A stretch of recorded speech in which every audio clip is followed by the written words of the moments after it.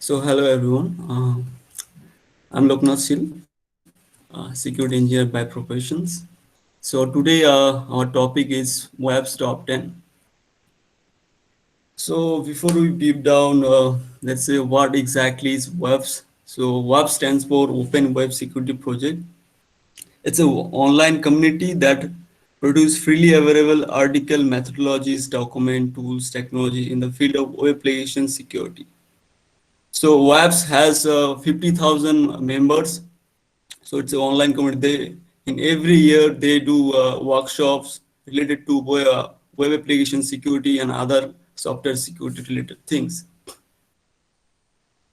So WebS started in 2003, and for every year, for every 4 years, they release one thing called WebS Top 10. So WebS Top 10s means the top 10 vulnerability or security flaws in web application security. Like Web's top 10, there are other things like Web's top 10 in IoT, Web's top 10 in security mobile devices, but this Web's top 10 specifically for specifically for web applications. So for every 4 years they release new data. The first one they released in 2003, then 2017, 2007, then 2011.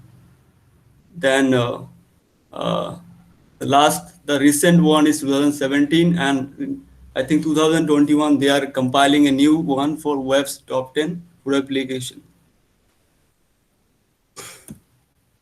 So we have top 10. So first in injection flow, second is broken authentication application, third is sensitive data exposure, four is XML external entities. We'll deep down to it. Then five is broken access control. 6 is security misconfiguration. 7 is cross-site scripting. 8 is insecure deserialization. 9 is using component with known vulnerabilities. And 10 is insufficient logging and monitoring. So now,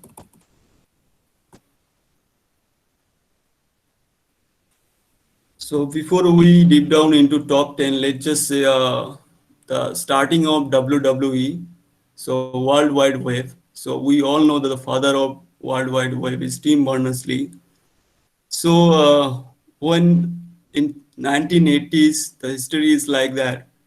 In 1980s, when Tim Berners-Lee is working on at CERN, so he started to working on a project called the Inquire. So in that Inquire, you can say it is a predecessor of WWE. So in that time, Inquire, he created a project on that Inquire that it's a tool, it's a command line tool, but it also connect uh, other hypertext into that tools. So after that, it became WW World Wide Web, and then he also started a community called W3C, where he every year he started to standardize HTML, HTML1, HTML2, HTML3, HTML4, and HTML5, and other web application standard also. So now let we talk about the first thing is that injection.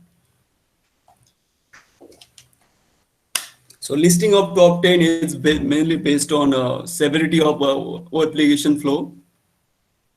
So, and we have to understand that this top 10 is not exactly all the vulnerabilities or all the security flaw in any application. There are web security flaw, but these top 10 are based on the severity, so they listed down for top 10. Like webs, there are SANS, like SANS 25.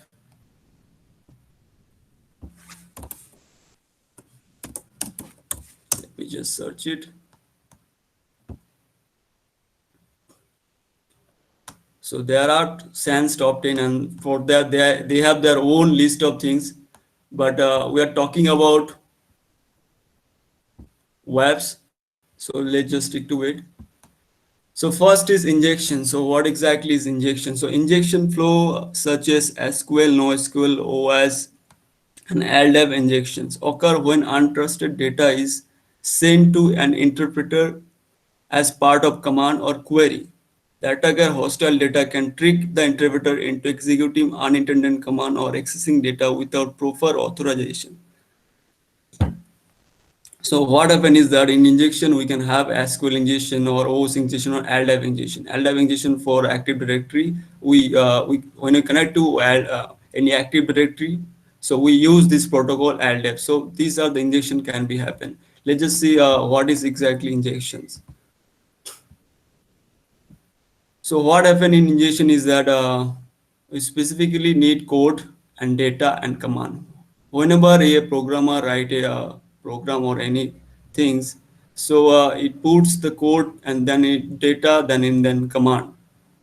But you can see here, the intended is that application from application there will be a command and there will be data and then the user. So this is the way it will work. So user provide data, then it will be command, then it will be application. But what happen in the data field, if someone also write a command, so the application will think, okay, that is also command and that execute in that way. So that's how this flow work. So let's just say example.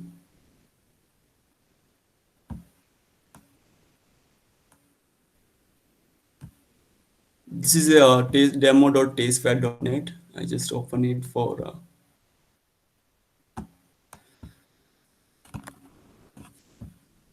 you can see this is the online banking login input is there, username and password is there. So what we'll do is that I don't know the username and password, but I will put these things here and password anything, like any kind of a thing. I just type it. Let's see what exactly happened.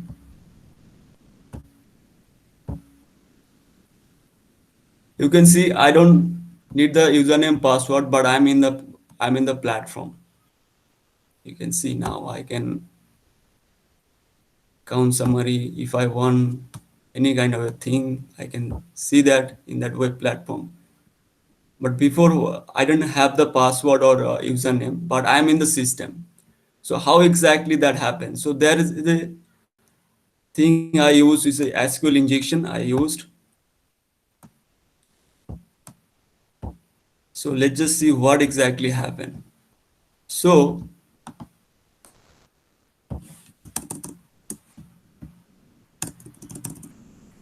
so I type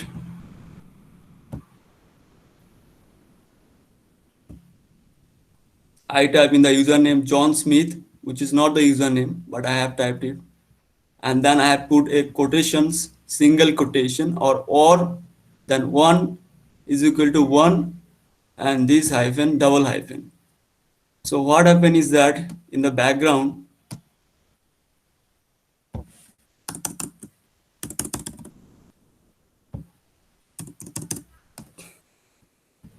so in the background command logic is that select count star from user where username equal to John Smith, which I have provided,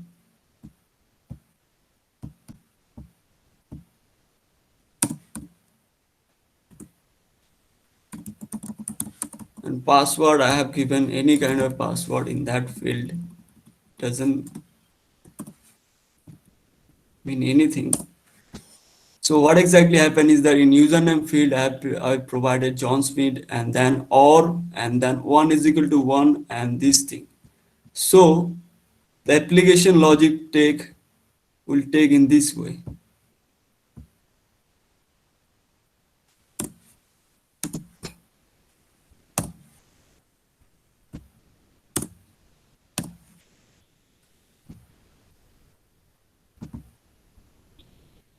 So when the application logic will see that John Smith or 1 is equal to 1, 1 is equal to 1 is always true, and then double hyphen.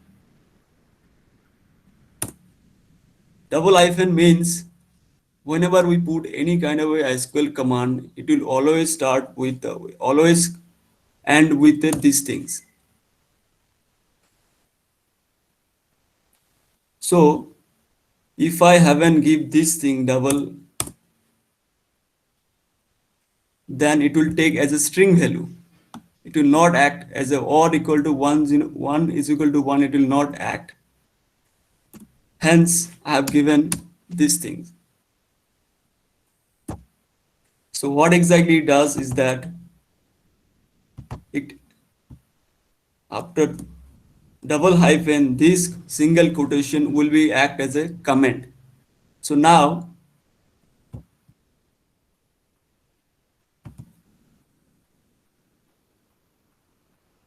this will act as John Smith or 1 is equal to 1. The same thing happen here when I type in John Smith single quotations or 1 is equal to 1 and double hyphen. So this is what happening in the background. So select count star means select count star where username is equal to John Smith or 1 is equal to 1. So it will count as a, if there is a John Smith is there, then I'm going to access this, then this platform is going to give me access as an admin. But when I type in 1 is equal to 1, which is always true, then the application logic act in that way that okay, it is truth, so let's just provide the access.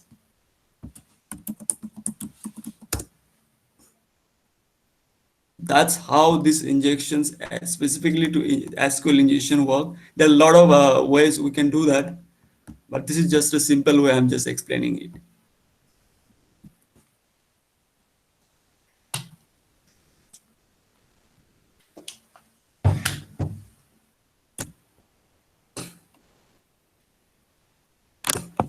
And now let's see the second security flaw, we can say the broken authentication application. So it's a function related to authentication and session management are often implemented incorrectly, allowing attacker to compromise password, keys, or session token to exploit other implementation flow to assume that other user identities temporarily or permanently. So what happened is that authentication means what? So authentication means whether when you are typing username password, whether you are actually that person is or not. So suppose I'm in LinkedIn.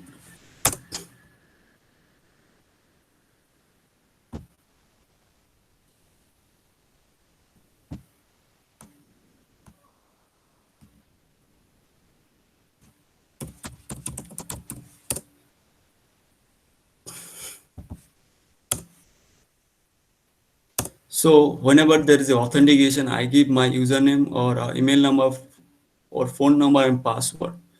So the username is who you are and what you have. The password is who you are and what you have. So who you are means what exactly I am means my username and password is what I have. But sometimes what happen is sometimes the attacker access to my authentication, my username password and access the platform. So and that is happen via there is a two kind of a thing I can say. One is key stuffing and there is brute force attack. So you can see that in every year there are breach happen, and in breach there are million username password in the public domain come out. So the attacker can use those username password to check whether it is I can access that application or not, whether it is LinkedIn or Gmail, any kind of a thing. And in brute force, what happen is that They use tools for the based on the computational power. We try to iterate those kind of a username password into the application to access that application.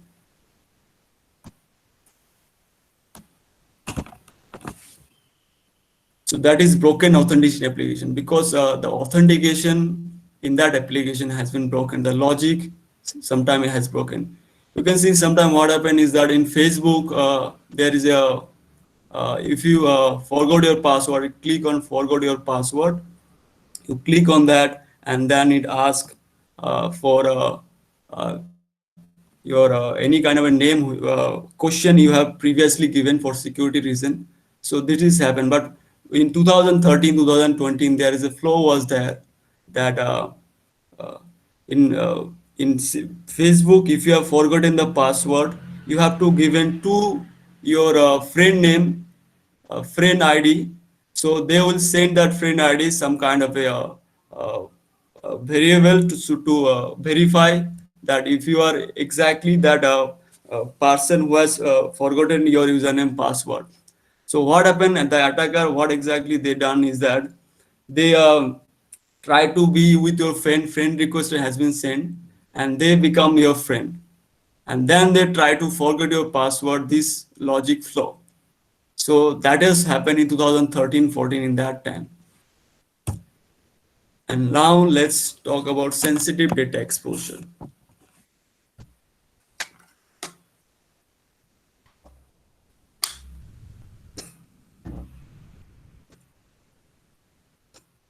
So what is sensitive data exposure? So many web applications and APIs do not properly protect sensitive data such as financial, healthcare, and PII. Attacker may steal or modify such weakly protected data to conduct credit card fraud, identity theft, or other crime, or sensitive data may be compromised without extra protection, such as encryption at rest or in transition, and require special precaution when exchanged with browser. So sensitive data exposure exactly is that if you don't need sensitive data, then you should not ask for the sensitive data. Suppose I set up a food delivery app or any grocery app kind of a thing. So whenever a user want to buy something, they type their credit card informations or something like that. But if I use PayPal or Razorpay, so for that they will handle my security control for that things. I don't need to use I don't need to collect that credit card or any kind of a data. If PayPal is handling and Razorpay handling, then I don't need that kind of a data in my application, in my app. So if you don't need it, don't accept it. Or if you want something like in Zomato, you can see there is an option credit card, debit card. You can add your credit card, debit card. So in there is that. So if this kind of application needed, so for that we'll use encryption. So for encryptions, we have to think in one way that whenever there is encryption, there is a key and then there is a mathematic algorithm, a strong mathematic algorithm, and there is a key, encryption key and decryption key is there. So so if there is a sensitive data exposure, we have to think in that way that the encryption key and the decryption key have to be stored in a very much secure way. So we have to manage in that way. So if somehow there is a data breach or any kind of a flow is there, so the attacker can't access the decryption key. So that exactly happened in Equifax breach, which was in 2016. So the decryption key was stolen, and then that attacker was used to decrypt all the username, password, and the credit card data in 2016 breach. So that is all about sensitive data exposure.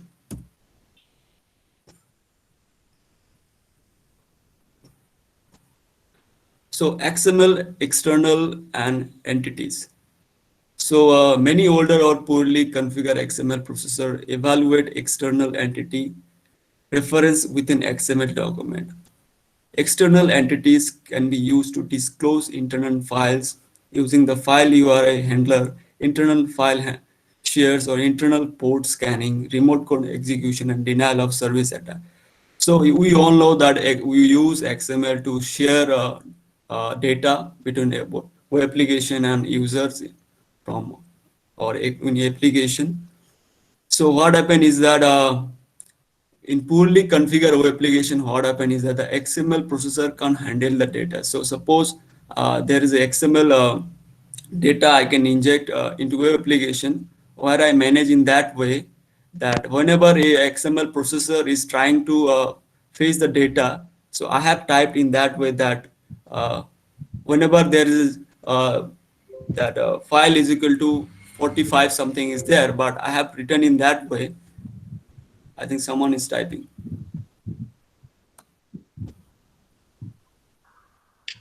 Okay.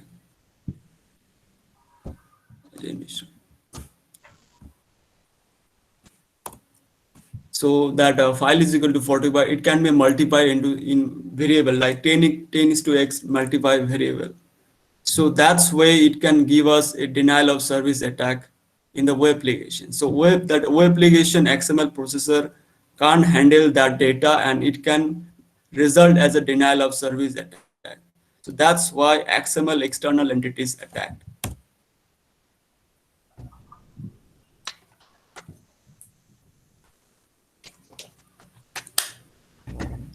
Now talk about broken access control.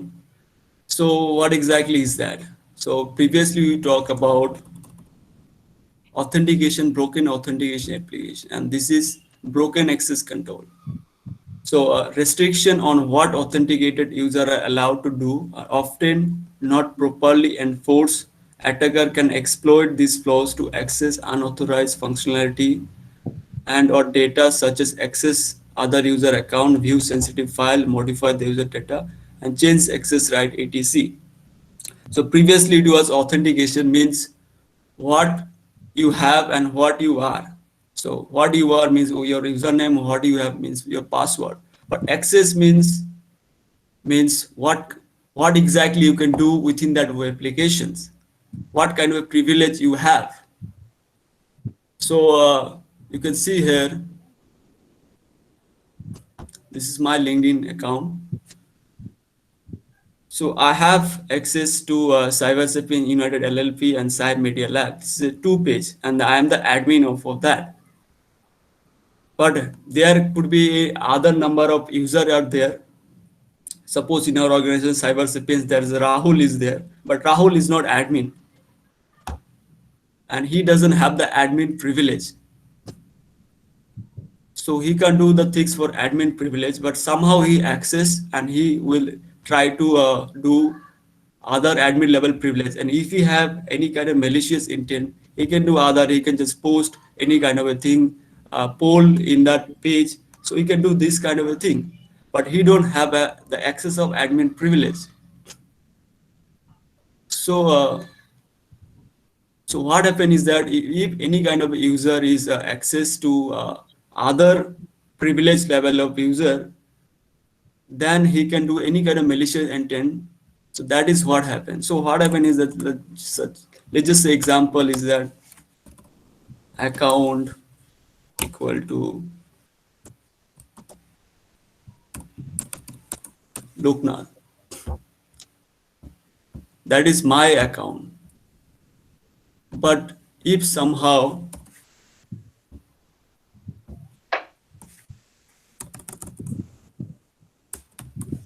the web application logic built in that way, that's just by manipulating the input field, if Rahul can access to my account, then they are, and that Rahul is exploiting my account level privilege, and then Rahul is into my account admin privilege. So that is just example, just a basic example I'm giving. It doesn't mean that LinkedIn is going to access Rahul in that way. So just example. So that's how the broken access control, I mean, that security flaw can happen, and the user can do any kind of malicious intent if the web application is vulnerable to this kind of access control. So to mitigate this kind of issue, we specifically try to give least privilege, means If there is a need for that, then only we have given. So suppose if I'm admin, so suppose I'm doing some kind of admin level of stuff, then I'll get that admin level privilege for cyber sapiens. But Rahul is not. Rahul is intern, so he doesn't need any kind of privilege for that. So I'll try to give a least privilege for any kind of user. So in any company, any organization, what happens is that first it given least privilege to all kind of user, then based on the user level, based on the user work, based on the user work, they have given the privilege. So that is broken access control. And the sixth is security misconfiguration. So what exactly is security misconfiguration? So security misconfiguration is the most commonly seen issue. This is commonly as a result of insecure default configuration, incomplete or ad hoc configuration, open cloud storage misconfiguration, HTTP header, and verbose error message containing sensitive information. And not only must all operating system, framework, libraries, and application be securely configured, and but they must be patched, upgrade in a timely fashion. So what happens is that most of the time there is a misconfiguration happens. Suppose there are new product is going to be launched from a company ABC, but when there is a software development process cycle happening, they have created a operation logic in that way that any kind of a user can access a particular process that was in the development process. But when there is a end product has been launched, that operation, that specific logic, they unable to they did not disable in at that time. So when it is in the market, the malicious attacker can access, I mean, can exploit that security misconfiguration. So for example, uh, whenever we launch, there is a router has been, there's a router product is there. That is that you bought that router, and you can see that the by default the username password is admin. So, and most of the time, what happen is that any small corporation or any kind of small organization, they just let it be in that way, admin. They let it be in that way, username, password. And that is a security misconfiguration, because any attacker can just try to access it by admin, username, admin, and password is admin. So that is a misconfiguration. Most of the time, it just let it in that way, and attacker take exploit. It's just a simple basic explanation for security misconfiguration. And then a lot of things happen for security misconfiguration. Some uh, doesn't properly secure the file system. So a lot of things can be happen. So that is one of the security flaw, we can say, in web application and other kind of a thing. And that was listed in 2017. And I think in 2021, the new is going to be launched in, I think security misconfiguration can be, we can see at 4 or 5. Because a lot of the time, these are the security misconfiguration, the attacker take, I mean, advantage for it.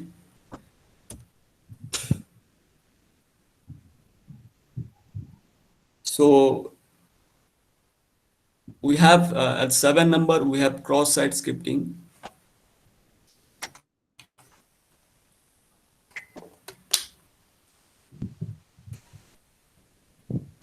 So what is cross-site scripting?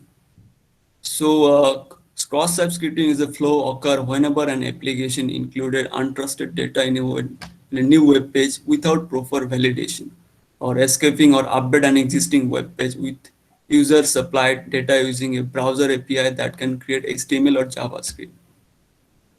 So XSS or cross-site scripting allow attacker to execute script in the victim browser, which can hijack user session, deface website, or redirect the user to malicious site. So for cross-site scripting, exactly what happened is that in any website, in any kind of input validation, you can see there's the input, field is there. We typed a script in that which is not intended to do, and whenever we execute it, it act in a way that doesn't supposed to act in that way. So what does it mean by say? Let's just say, for example,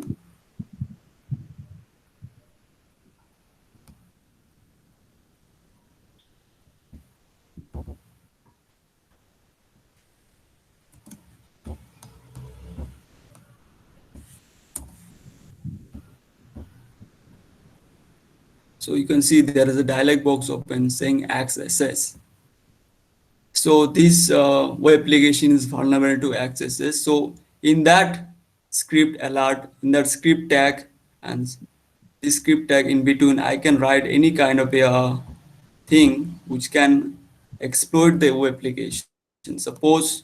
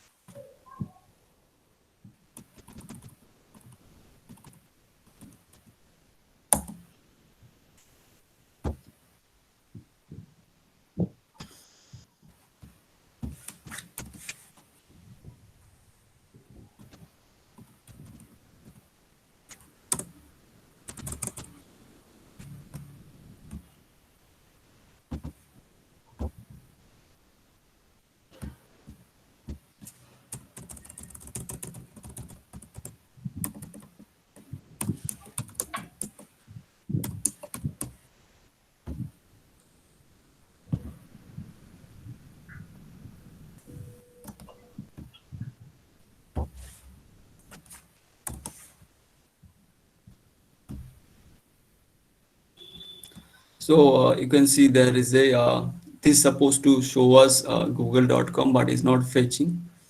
So this web application doesn't have to be act in that way, but it's acting in that way after giving the this input in that search box. That is an input field.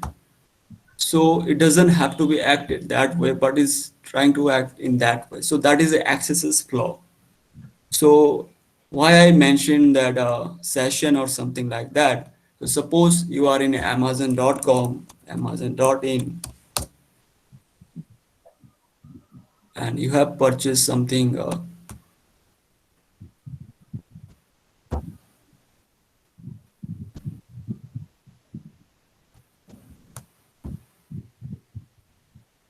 and I have added into cart.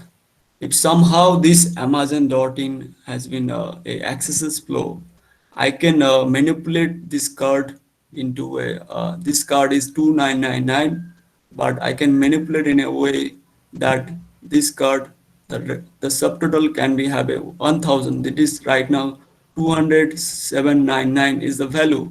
If something is there, accesses value, I mean accesses flow is there, I can manipulate it, and I can try to execute this command, and I can take advantage of Amazon.in.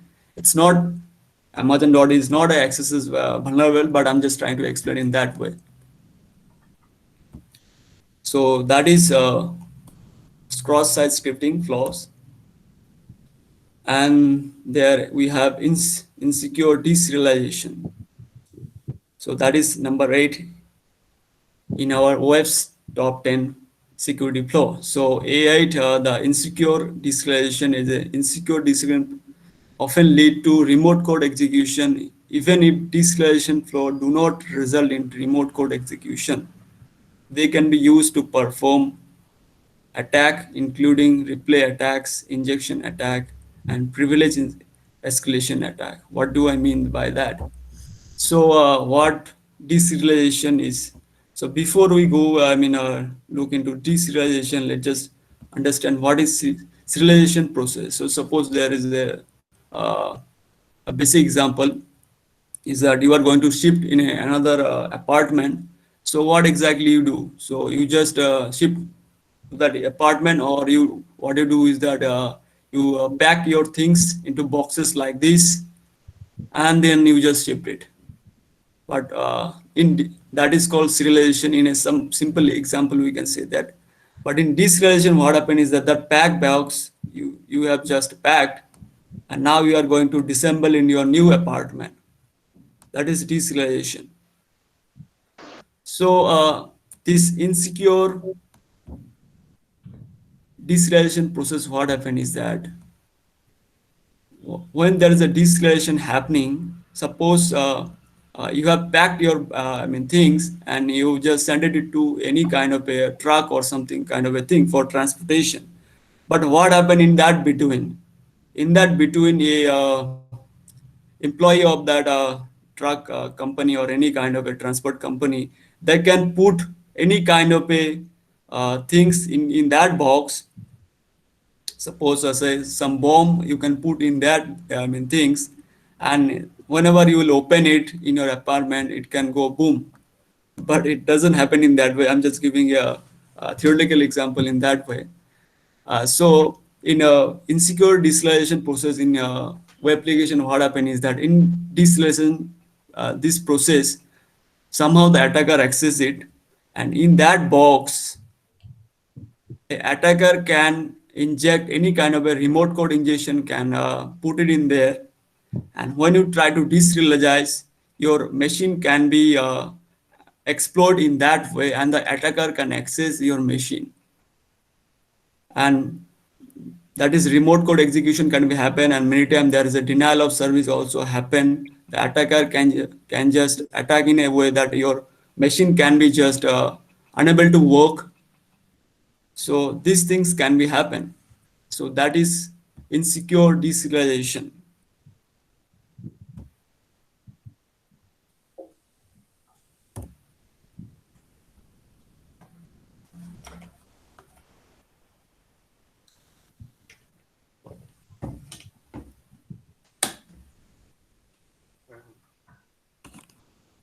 So now we have in a 9-number list, which is using component with known vulnerabilities component, such as libraries, framework, and other software module run with the same privilege as the application.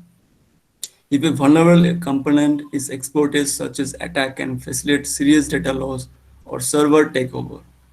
Application and APIs using component with known vulnerability may undermine application defense and enable various attack and impact. So using component with known vulnerabilities, it's like that there are vulnerabilities in the market, which is already within last in if we say in last 10 years, there are vulnerabilities that it's still using by many software, many company also. So that kind of vulnerability can be used by the attacker, and that can explode in your system. So suppose CVE.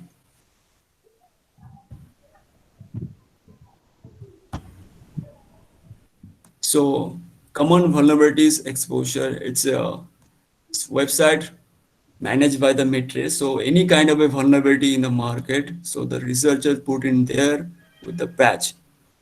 So like we can know that there is a vulnerability, the attacker can also know the vulnerability.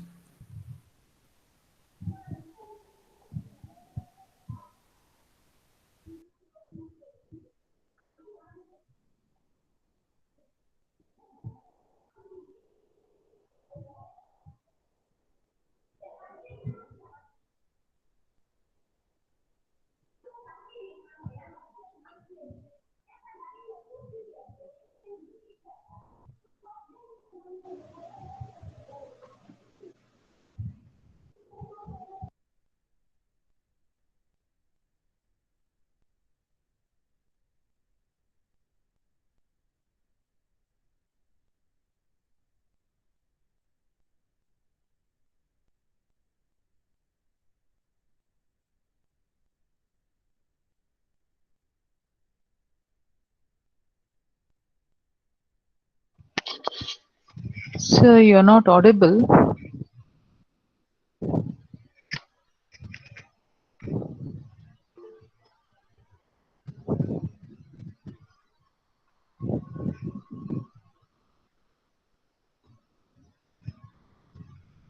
Some network connection, I think. He'll be back in a moment.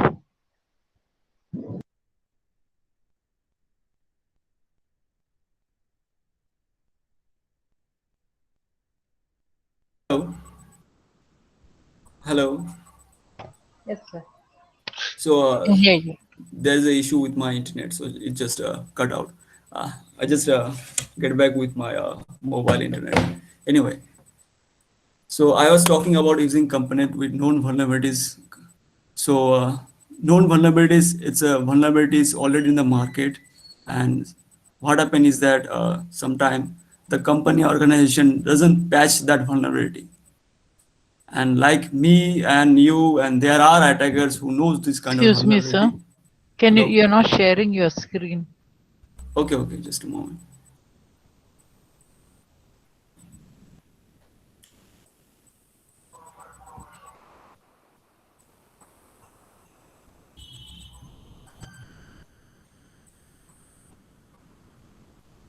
Is it here? Yes, sir. Yes. Yeah. So I was talking about the known component vulnerabilities. So vulnerabilities, it's a weakness. What is vulnerability? It's a weakness in any kind of a software or any kind of applications, and the attacker can exploit these vulnerabilities for their own gain. So hence there are vulnerabilities in the market, and sometimes that vulnerabilities for that software or any kind of system doesn't patch in timely manner, and hence the attacker exploit the systems and take control of the system. So like I showed you that there is a website called cve.metre. They listed vulnerabilities, and most of the time those vulnerability doesn't patch in right time, like CVE 2020 0976.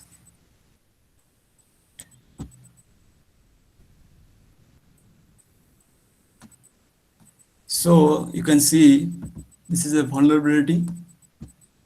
It's one of the popular vulnerability in Windows 10. It's right now is patch. Uh,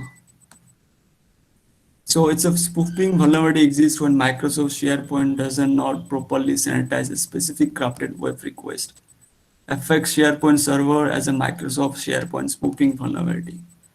So the attacker now understand there is a vulnerability is there because of that, and the attacker try to research on this vulnerability and try to access, execute this vulnerability in attacker system.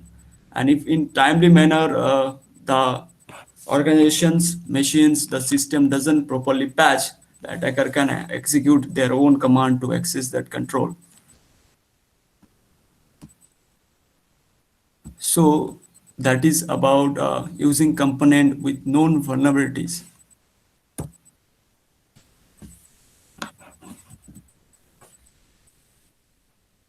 And what is insufficient logging and monitoring?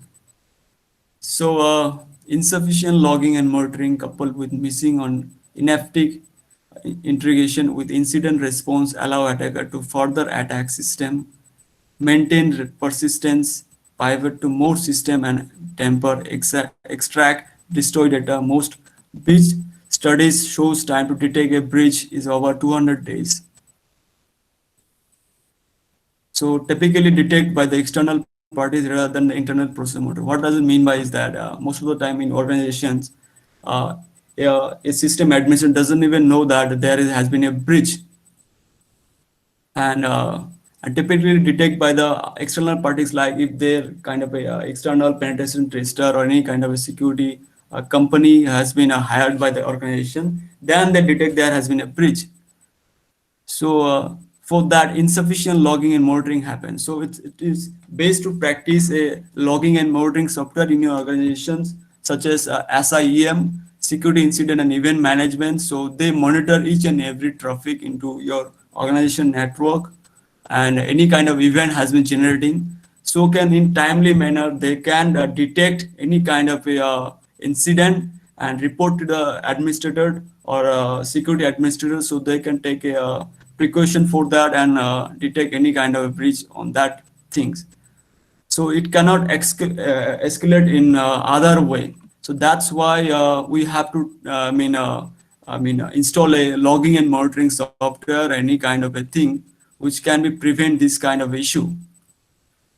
So for SIEM, we have a lot of SIEM, like we have Splunk.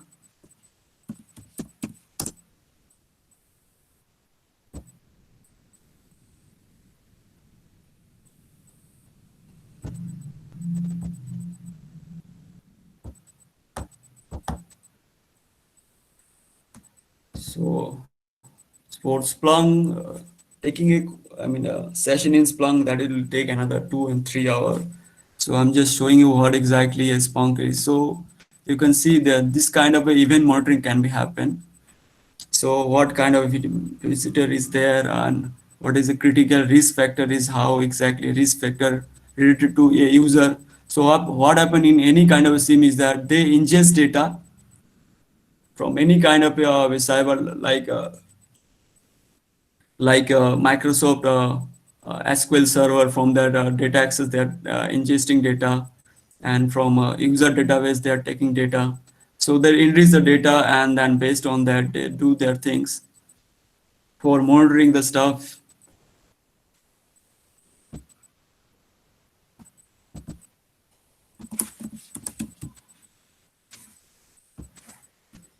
Like there is another Sequnix which I have worked before in that company.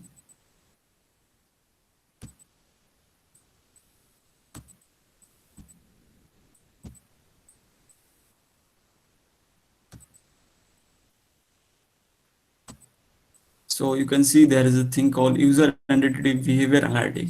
So what happen is that you ingest user data and the behavior data, what kind of event you have generated, and based on that, they try to analyze what exactly the user is doing. Is any kind of malicious doing, is it doing? So based on that, they give a risk factor for that user, and you do your analysis based on that.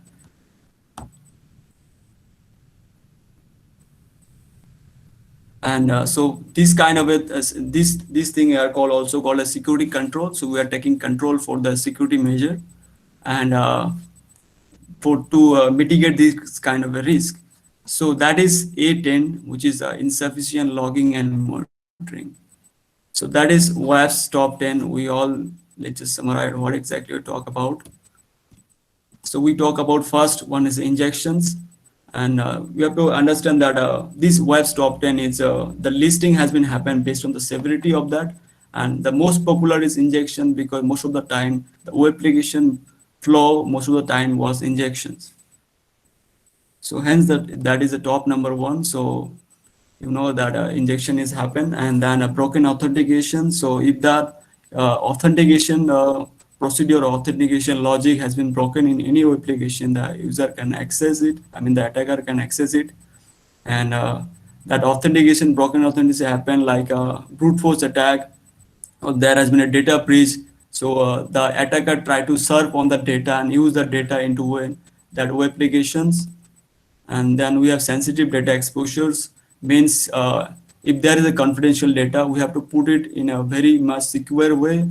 And if you don't need sensitive data, like I said, credit card, debit card data for just in a grocery or app or in a food delivery app, if we don't need it, like if we have PayPal or Razor Pay as a gateway for that, handling that kind of data, so we don't need it, because PayPal and Razor Pay, they have PCI DSS, payment card industry data security standard. So they do their own audit regulations. So there is a less chance that the data breach can be happen from PayPal or Razor Pay.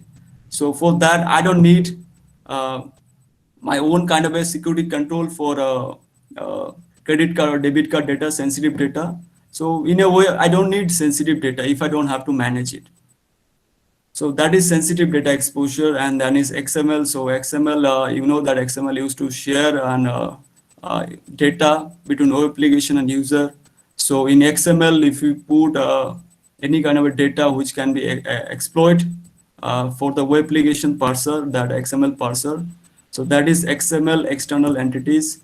And then we have broken access control, which is the privilege level things. So the access, if a user has an access level of A1, but somehow that guy uh, gain access to A3 level of privilege, that doesn't that that mean that the application access control has been broken. So that attacker, that user can try to exploit in that web application. For that user, they can do any kind of a misdeed with that privilege level of and then we have security misconfiguration. This misconfiguring the security flow in any web applications. So like I said, if any web application, the username and password by default is admin, then that means that the misconfiguration of the security flow, and that the attacker can be accessed that admin level privilege from that security flow, that simple security flow. And then we have cross-site scripting, means injecting your script into an web application that is and doing malicious stuff if the web application is vulnerable to cross-site scripting attack. And then we have insecure deserialization, like I mentioned, the serialization and deserialization process. So in deserialization process, we try to the attacker try to inject with remote code any kind of a thing, and when there is a deserialization from the endpoint point of view, then that exploit happen. And then using component with known vulnerabilities, like I mentioned, if someone with that vulnerabilities like CVE 2020-0976 try to do research and then come out with that thing, then they can exploit that web application if it is vulnerable to that. And then there is insufficient logging and monitoring. So last is 10 number. Most of the time organization doesn't really invest in the logging and monitoring security control. Hence, if there is an incident happen or if it is a breach happen, and to know that breach, there are most of the time we see that 200 days has been passed, but we didn't detect any breach. So because of there is a no logging and monitoring security control in that organization. So that's how it's happened. So fun fact is that in 2014 Sony attack, the main thing they use is injection flow they used in 2014 Sony data breach, and which is done by alleged done by a Korean, North Korean attacker. So that is injections.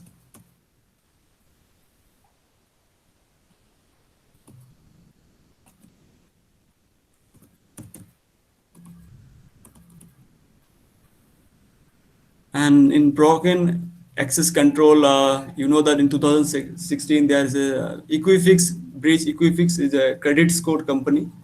So that has been breached by this broken access control.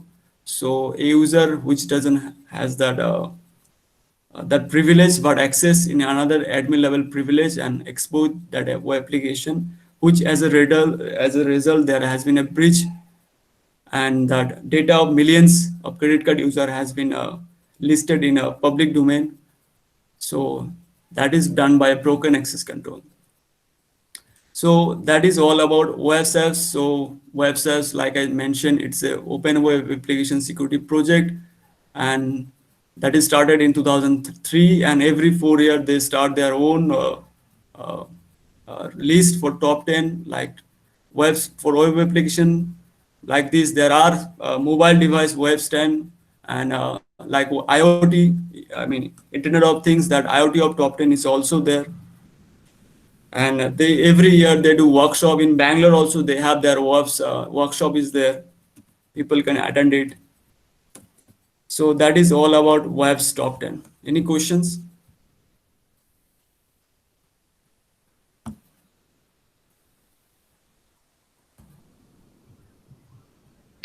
Somebody has posted in the chat box. Mr. Ajay Mishra has posted. Please review and give practical example about XSS scripting, sir. Okay.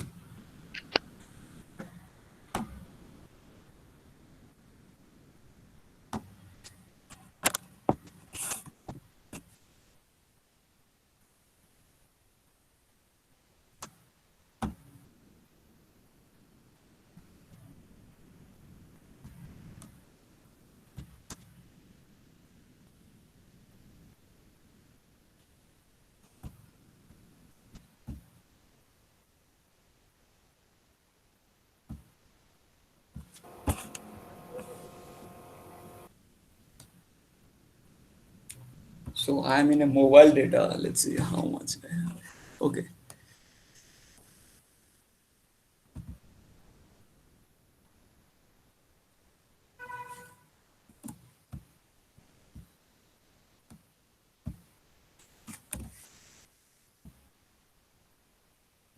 So you can see I have mentioned an iframe, HTML tag frame, and source is Sir, www.google.com. screen is not visible. Okay,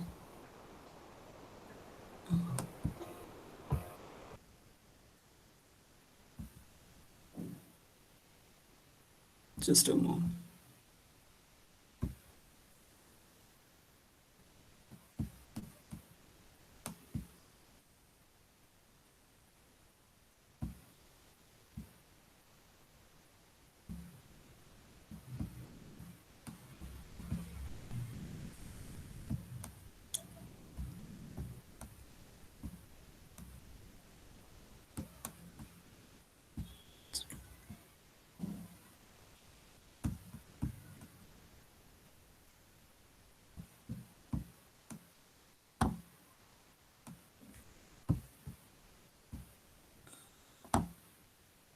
Is it visible now? Yes, sir. Okay. Like I mentioned, I'm in mobile data, so it's taking time. I think someone also posted something.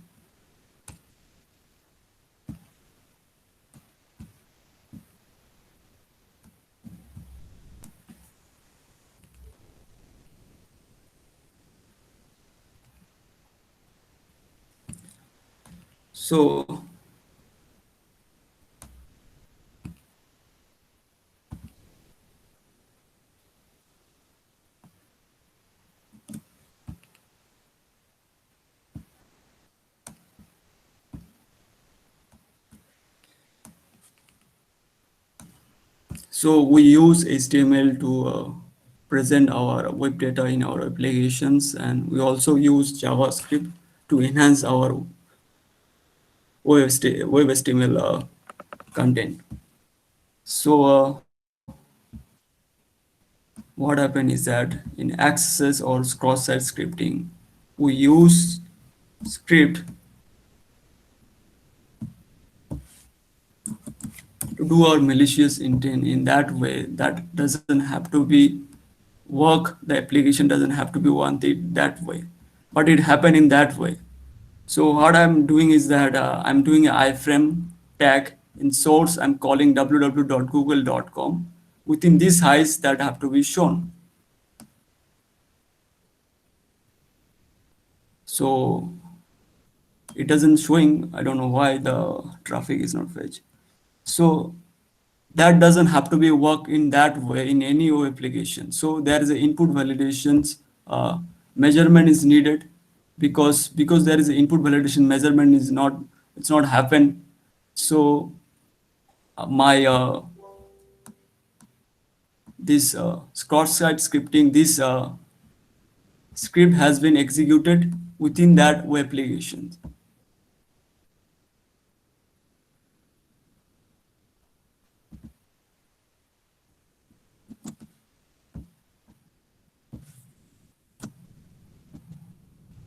So you can see that there is a dialog button opened from my own side. So it doesn't have to be opened, but it's opening dialog box. So that's mean that the web application uh, unable to parse the exact that elements. So that's why it's happening.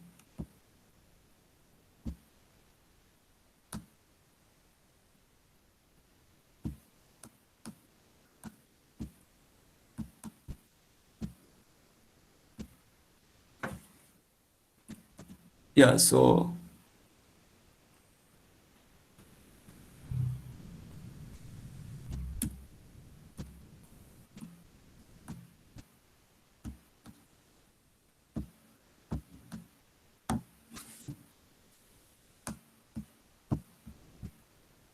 yeah, Ajay. Yes, I would have, but right now I didn't use other script in my notepad.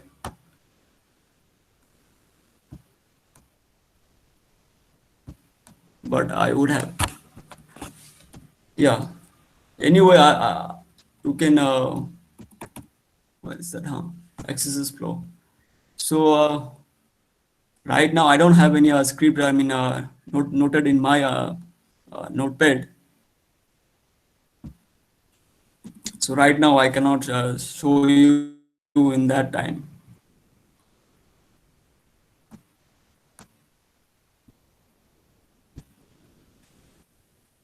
So yeah, that is all about webs. Any other questions related to webs?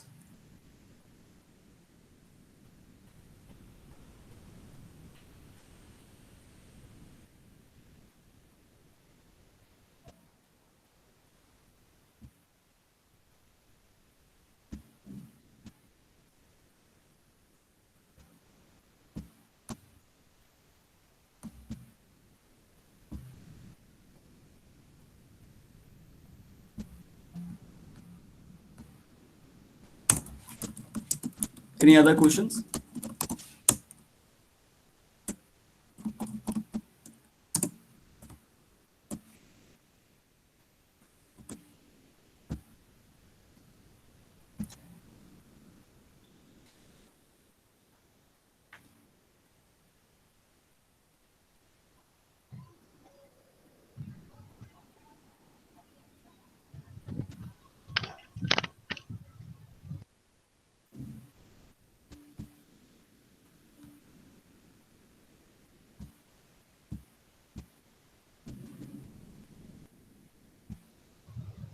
There's a question in the chat So box. okay. Any other example regarding deserialization?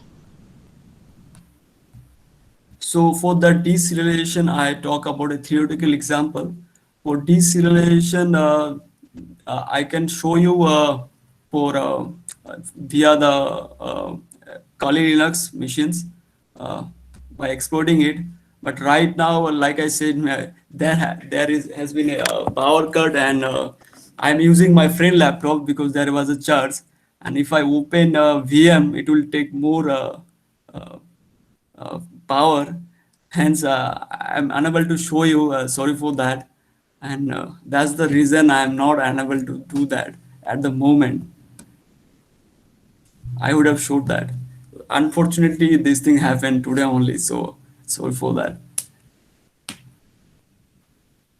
And I actually I have managed to tool or various kind of a tool in my own laptop, but this is a different laptop, and I don't know. So within a limited resource, I'm just showing you just.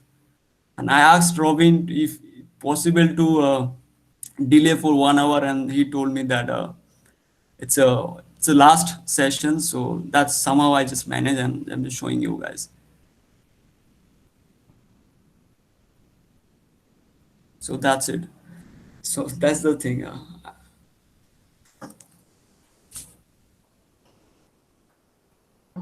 Okay, any more questions? Any more question regarding webs?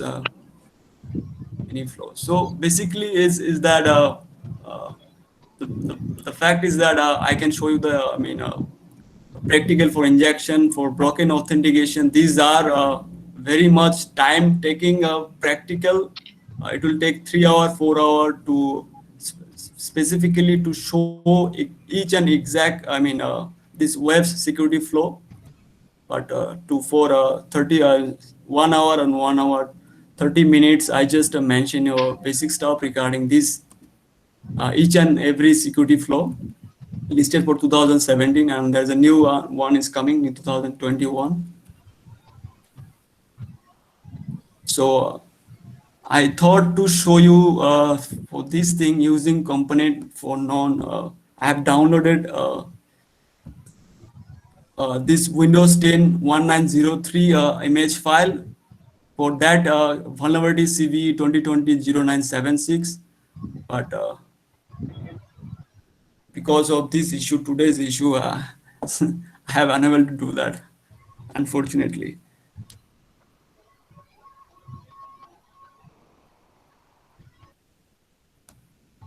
So, Any, if yes, sir.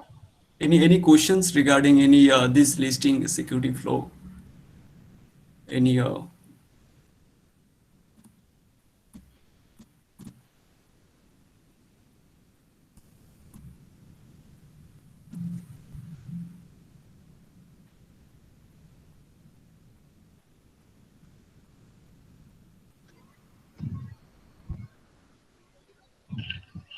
Okay, participants, if you have no more questions, I think we can wind up the session. Thank you, Mr. Loknath Shil, for your deliberations of the top 10 web application security risks, injection, broken authentication, sensitive data exposure, XXC, broken access control, security misconfiguration, excesses, insecure deserialization, using components with known vulnerabilities, and insufficient logging and monitoring. So thank you, sir, for citing at least some practical examples for each of those risks, in spite of some of the constraints you were faced with. Thank you, sir. Yeah, so sorry for that. Anyway, thank you, ma'am.